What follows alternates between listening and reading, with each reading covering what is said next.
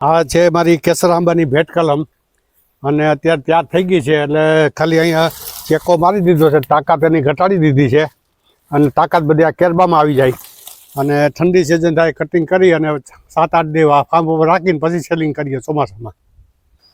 ખેડૂત મિત્રો, હું છું તમારો મિત્ર BR Bumdiya. BR farmer YouTube ચેનલમાં તમારું ખૂબ ખૂબ સ્વાગત છે. તો મિત્રો, આજે આ વિડીયોની અંદર ખાસ હું તમને વાત કરવા જઈ રહ્યો છું આંબાની કલમ વિશેની. મિત્રો, આંબાની કલમ એક નહીં પણ 10 થી પણ વધારે વેરાયટી તુલસીબાગ એન્ડ નર્સરીના અંદર આપણા જે જયરામ દાદા છે તે બનાવે છે. વર્ષોનો અનુભવ છે અને એક એક કલમ છે તેની ઝીણવટ ભરી, તેની જે તકેદારી રાખી અને તેના પર રિસર્ચ કરી અને તે ભેટ અને નૂતન કલમ બનાવે છે. આ વિડીયોના અંદર ખાસ A to Z માહિતી આપવામાં આવશે. વિડીયોને છેલ્લે સુધી નિહાળજો.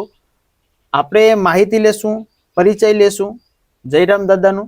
તમારો પરિચય આપણા દર્શક મિત્રોને આપજો. મારું નામ જયરામભાઈ ગોવિંદભાઈ ધ્રાંગર, મૂળ વતન બોડી, જુનાગઢ જિલ્લાનું માળિયા તાલુકાનું બોડી ગામ છે. એસટીમાં સર્વિસ કરતો, 34 વર્ષ સર્વિસ કરી એની પહેલાં બધી મને પ્રેરણા મળી એટલે ફાર્મ હાઉસ બનાવી અને મેં અહીંયા બોડી ગામે તુલસીબાગ નામનું ફાર્મ બનાવ્યું છે અને મેઇન આંબા, ચીકુ, લીંબુની બધી કલમો બનાવી અને વર્ષોથી વેચાણ કરું છું. વિશેષ તો એ છે કે મારી પાસે નેશનલ હોર્ટિકલ્ચર બોર્ડ દિલ્હી ગુડગાંવનું લાયસન્સ છે એટલે મારી પાસે જે રોપા ખેડૂત ખરીદે અને બાગાયત મારફત એને સારી એવી સબસિડી મળે અને તંદુરસ્ત રોપા મારી મળે, ગેરંટીવાળા રોપા હું આપું છું અને ખેડૂતને પણ લાંબો થાય અને ભવિષ્યમાં મોટે ભાઈ એને પણ ફાયદો થાય છે.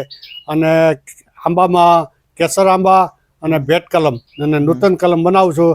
નૂતન કલમ એ મારી પાસે 6 થી 7 ફૂટની હોય છે અને ભેટ કલમ 3 ફૂટથી માંડી 8 ફૂટ, 10 ફૂટ, 12 ફૂટ સુધીની અને કેરબામાં અને ડબ્બામાં પ્લાસ્ટિક બેગમાં બનાવું છું અને ચોમાસે ખેડૂતને બધાને વિતરણ કરું છું.